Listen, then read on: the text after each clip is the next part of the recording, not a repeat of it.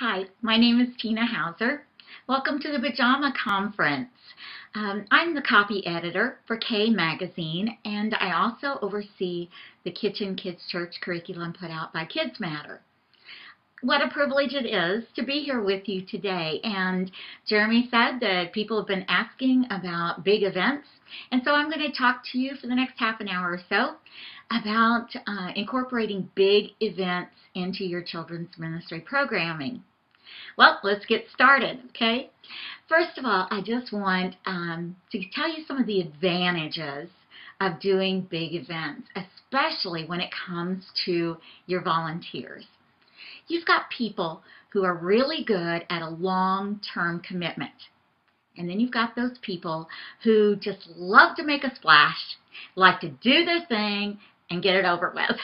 And so big events are just perfect for them. They get to plan, they get to work at something, they get to see it, have immediate gratification, and then it's over and they can mark it off of their calendar. Big events are also just a wonderful time to scope out new volunteers. Okay, so you get somebody that you're kind of going, I wonder if they're good with kids or not, and so you ask them to be part of a big event. That way you get a good barometer of whether or not they have those relationship skills or the organization skills that you're looking for. But a great place, a great field for you just to harvest new volunteers. Big events are a great place to help people feel non-threatened when they come into the church. You know, if we can place ourselves into what it is like to never have been in a church, this is an alien place.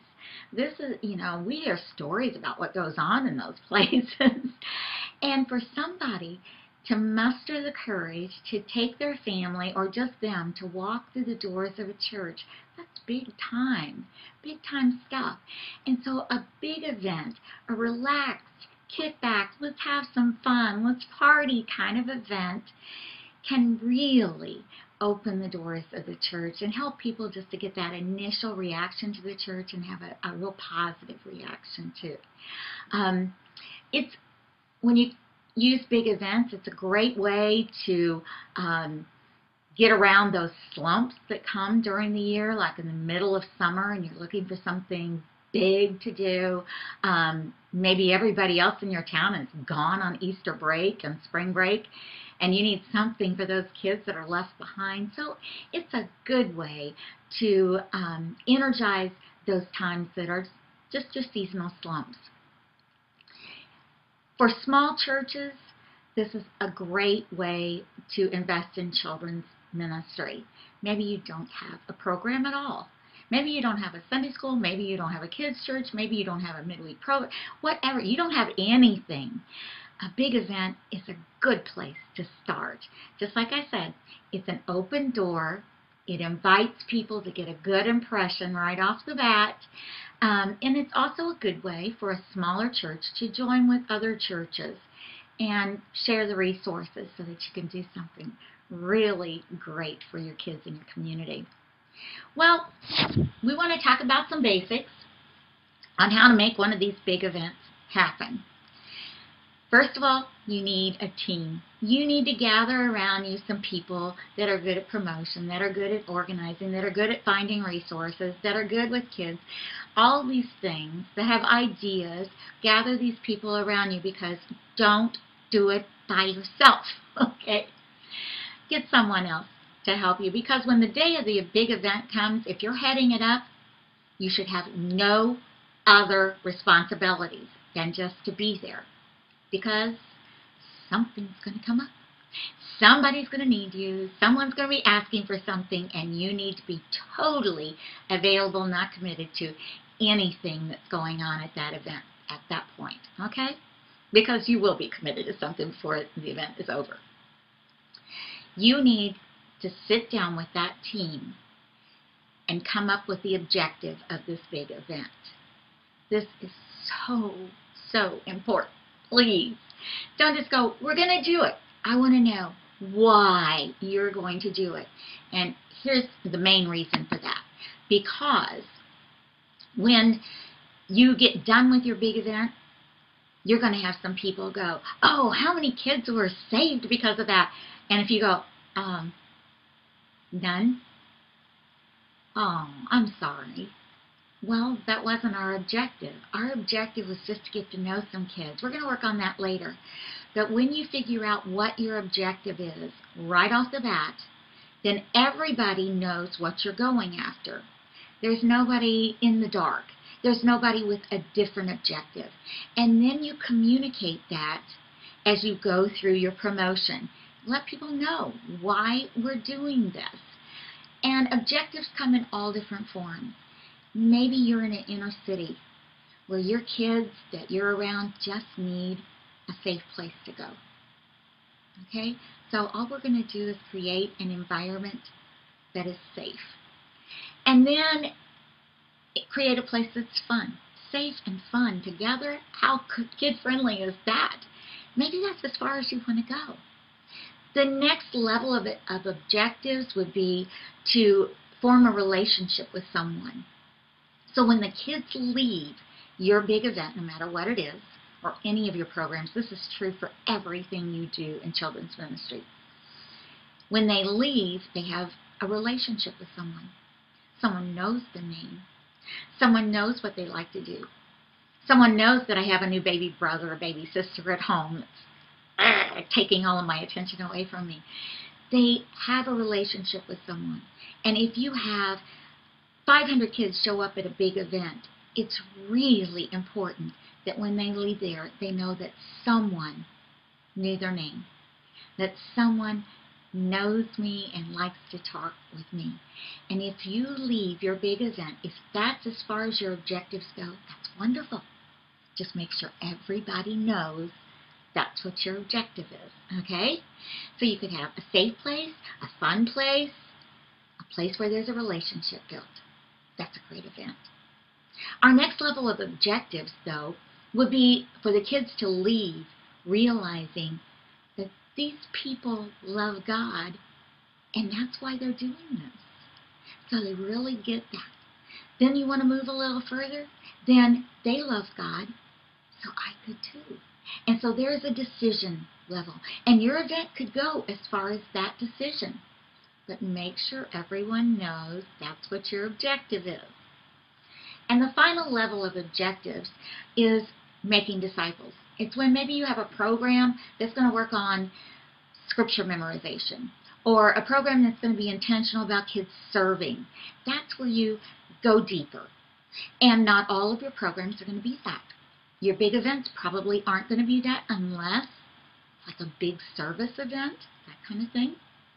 Okay, so make sure when you sit down with your core people who are going to help you plan this big event that you decide this is where our objectives are. This is how far we want to go up that objective ladder, if you want to call it that. And when we get done, if we can say, if our objective going in is that every kid will be safe, every kid will have fun, and every kid will have their name known by someone here, and they will realize that we're doing this because we love God. When you get done, can you honestly say that every kid who attended did those 4 things? Were they safe? Did they have fun? Did they build a relationship? Did they realize that we're doing this because we love God? Okay, so the next thing you need to do with this committee is to figure out who your target group is.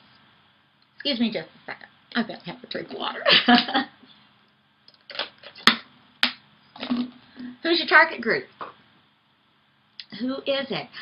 Is this an event for preschoolers? Is this an event for 5th and 6th graders? Is this an event that is for your church kids? Is this an event that we want 4 kids that have never been to church to every one of our kids that go to church? So decide precisely who your target group is. Is this an event for girls? Is this an event for boys? Is this an event for dads and their sons? Who is your target group? So you know your objective. You know who you're going to be inviting to this big event. And Then the next thing you want to do is make sure you know what your budget is. Okay, I can't tell you what that is because you know what you can milk out of your budget, what you have left over, what you have allotted for that. But just keep that in mind because that can get you in trouble also. Get you in trouble if your objectives aren't determined beforehand. People will have false objectives when it's over. They'll expect things that you weren't expecting. If you don't set your target group, then you're going to have parents going, but my little girl likes to build with Legos too. You didn't say it was an all-boy thing. And you don't want to be overspending and getting in trouble with your financial committee. Okay? So let me just throw out some ideas now to you about what you could actually do for big events. I'm sure you have some, but I've gathered some from different people. I've done some myself, and these are just some ideas to kind of prime the pump. One of the things that you can do is go online and look at all of the national holidays there are. Now, I'm not talking about the 4th of July and Christmas and, President's Day and all of that. I'm talking about things like National Donut Day and National Kiss a Frog Day. All of these crazy, crazy things. I don't think they're really official because you can find all kinds of these national calendars and they're not the same. So just go on there and that'll give you some ideas because you can plan an entire big event out of one of those days. All of your games can have to do with donuts. Maybe prizes or a dozen donuts or a gift certificate at one of the donut places in town. You can have one of the leaders dress up like a giant donut. I don't know. But you can do the whole thing around donuts. You can play games with them, where they're threading donuts onto sticks or that kind of thing. But see how cheap that is? That really is very inexpensive. You can do something like a trike night. Have a friend in Greensboro that does a trike night, which is bicycles and tricycles. The kids bring their bikes and trikes in, and then they have little stores and places like a little town, and they ride one place and they can take their bicycle and the tricycle through the bike wash, like a little car wash. They can detail it. They have an art shop where they can add streamers to their bicycles. They have a restaurant where they can go and get their snack or their drive-in restaurant kind of thing. And they can go to the beauty shop and the girls can have their fingernails painted. All kinds of fun stuff like that. But see, a great event in the middle of the summer when people are on vacation and coming back.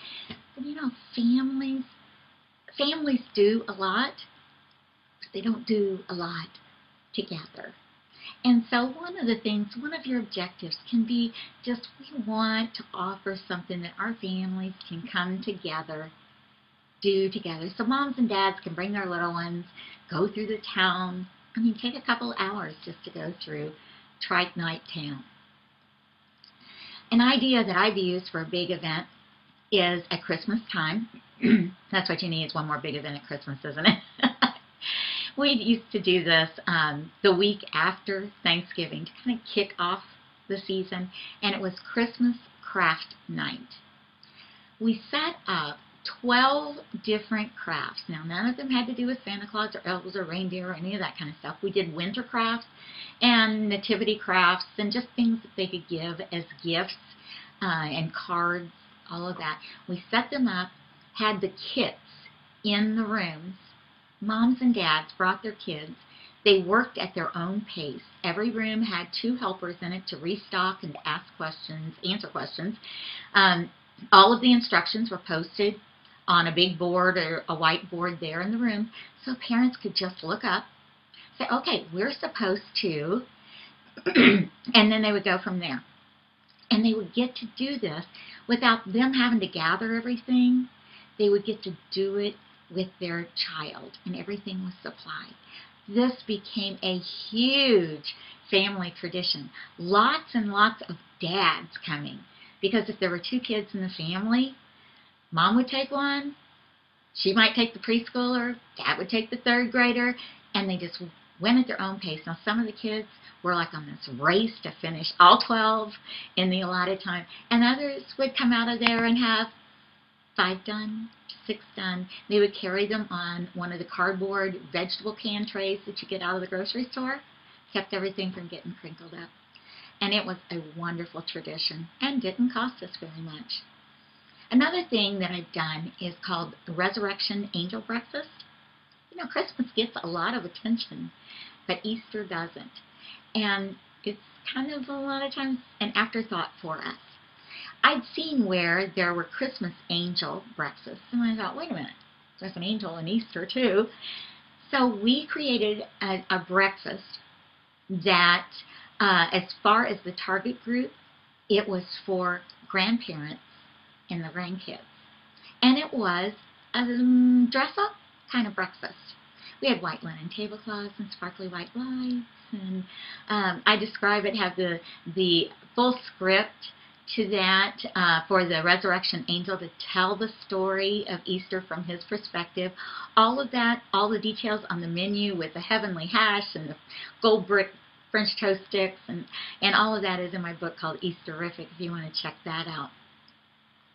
Another big event can happen right on Facebook.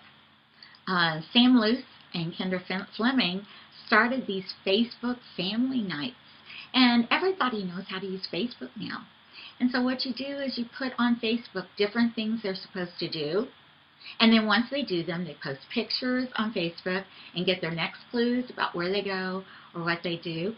And it culminates at the end of the evening with you outlining how the parents can lead their children to Christ. And so they're the ones getting to do this. Instead of it happening with you, the parents actually get led right through that. So think about how you can use Facebook and social media in a big event. Another really big thing right now is geocaching. Yeah, don't know what that is? I'm not real sure either, but I've heard lots of people using it.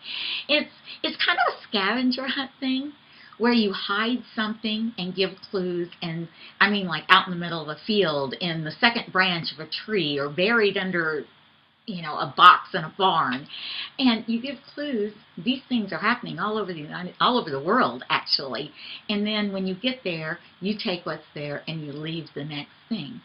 But geocaching, they're using it in children's ministry for kids to go. You know, you go on teams and stuff, and you find clues and have stories or questions that they have to sit there and talk about. Make something, leave it in the box for the next group.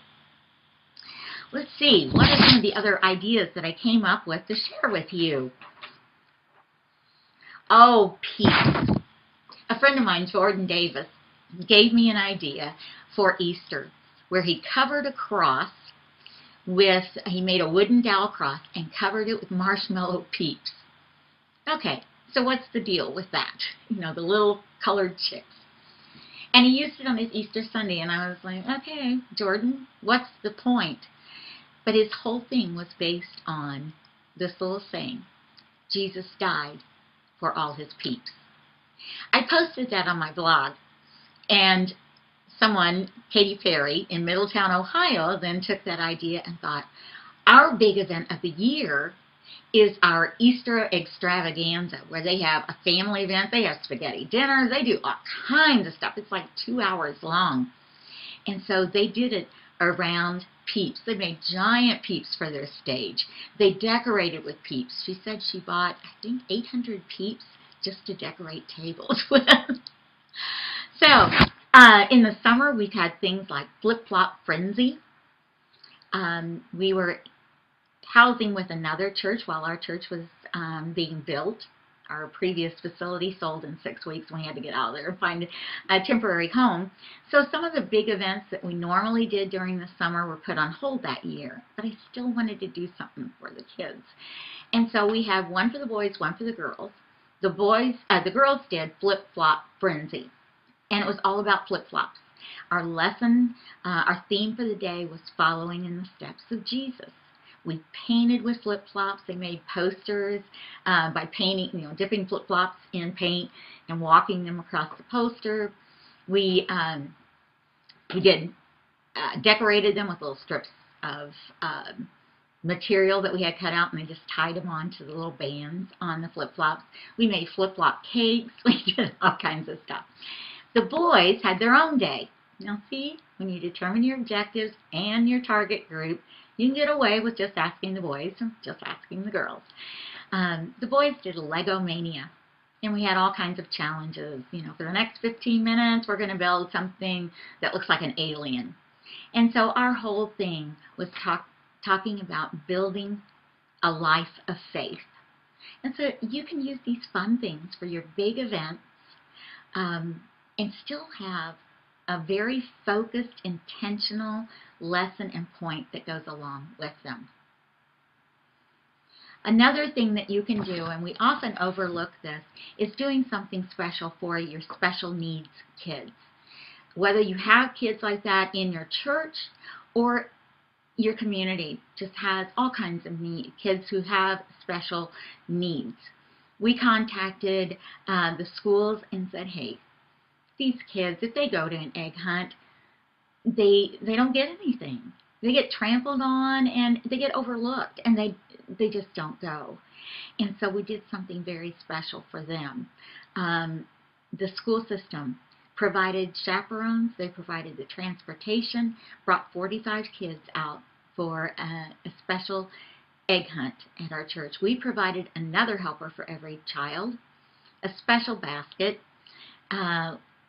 We had someone tell the story, but more than that, it was just giving these kids a really neat day that they don't usually get.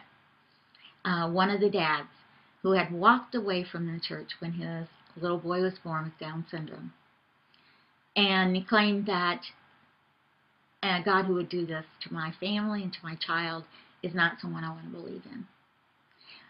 The church did this special needs egg hunt. That child was now 15 years old and came to it. The next day, Dad walked back into church, and his comment to the associate pastor was, any church that's going to love my son and kids like him, I'm going to listen to you. So your big events can have a wonderful impact. Two more things I want to address with you before we call it quits here. And they are very, very important. And I put them at the end because I want to drive home the point that these two things are sometimes tagged on the end and then cut off because we just don't have time for them. Publicity and follow-up. We're so good at getting excited about what we're going to do with the kids and how we're going to make all this happen and how we're going to decorate and all of those kind of things that sometimes getting the publicity out there, we overlook that. Now, if you are putting a sign out like for Bible school, that's one of those little plastic signs that they give you, will you please just not buy that thing? Get a huge sign. Make something creative. Put 4 by 8 pieces of wood together. I once put 4 of those together to make a whale that was 8 feet tall and 16 feet long for our sign when we were doing an ocean-themed Bible school. So get creative with your publicity. We were doing an international event, so I went online, bought fortune cookies, and you can have the little tab inside, made anything that you want to, and so I had the date and time of our event, an invitation put inside the cookie. They're wrapped individually, so I'd stick them down in my purse, just carry a purse around full of them around everywhere I went. I'd get in the grocery store and I'd see Mom with a kid in the cart, and I'd walk up and say, here's a fortune cookie. Of course, the child ripped it open right then and handed the paper to Mom, and there she had the information about what was coming up. But boy, it got their attention, that's for sure. Run contests. Have your pastor do something strange. We once said, if we have so many kids registered by this date, then pastor's going to eat a chicken dinner on the roof of the church. And sure enough, he did. I had to make some last-minute phone calls, but I got him up there. So get creative with your publicity. Don't put it off. As soon as that meeting is over, when you're starting to talk about your event, get on it right then, okay? Get your marching orders and go to it. Start contacting who you need to contact and get the word out. Now, here's the thing about publicity. We think about it costing big bucks, right? Radio time costs money. Ads in the paper cost money. Don't do that. What a waste of money. First of all, people don't read the newspaper any longer. So, free things. Start thinking about free things. Your Facebook, Twitter, any other kind of things that you have social networking that way. But the best thing is word of mouth. We have evaluated this over and over again. I used to survey people when they come to an event. How did you hear about us? So-and-so told me. How did you hear about us? So-and-so told me. We might have 400 or 500 kids attend Bible school, and 6 of them came for a reason other than somebody asked me. So what you have to do is put the information in the hands of your people. Come up with cards that have all, it's an invitation. Will you come hear me at this? Will you join me for this? I'd like to pick you up so you can come too. Do that kind of thing. Give them the information, a postcard, something that they can have handy to hand to someone, hand to their classroom at school, pass out at the softball game, give to their ballet class. Get that information out, because when kids or parents say, hey, will you come along with me? We're going to have such a great time. It's hard to turn that down. It's hard to turn down an invitation to a really good party. And then on the other end of that is your follow-up. Oh man, you're beat. It was great. The kids had a great time. It is time to kick back and put your feet up, right? Oh my goodness, have my husband take me out to dinner. I can't do anything else. Oh, I'm sorry to be the bearer of bad news. You have one more thing you have to do, and that is your follow-up. Because you know you're going to be exhausted. Here's what you need to do. When you're planning your publicity, plan your follow-up. Have it all in place. Have the cards made. Have the article written. Whatever you need to do, have as much done beforehand so it's not the big project that it really can be. You need to follow up on that big event. Get this. Ready? Within 10 days, you need to follow up in 3 different ways. Yeah. Not just one that says, hey, thanks for coming, and you get it out a month later. Within 10 days, you need to have maybe a group leader send a note with a stick of gum in it that says, I'm so glad I get to be your group leader. I hope that you do well in your baseball tournament. Say something in it that feels very personal. Then if you have a church newsletter or something that goes out to your entire congregation, make sure all of those families get that newsletter. Have an article in it about how great that event was. Keep them on the newsletter, or whatever that follow-up is that your church does, that connection. Keep them on there for a couple months. Drop them off. Then make sure when Christmas season comes up, you put them back on. You're contacting them again. When Easter comes up, you're contacting them. So they keep hearing from you.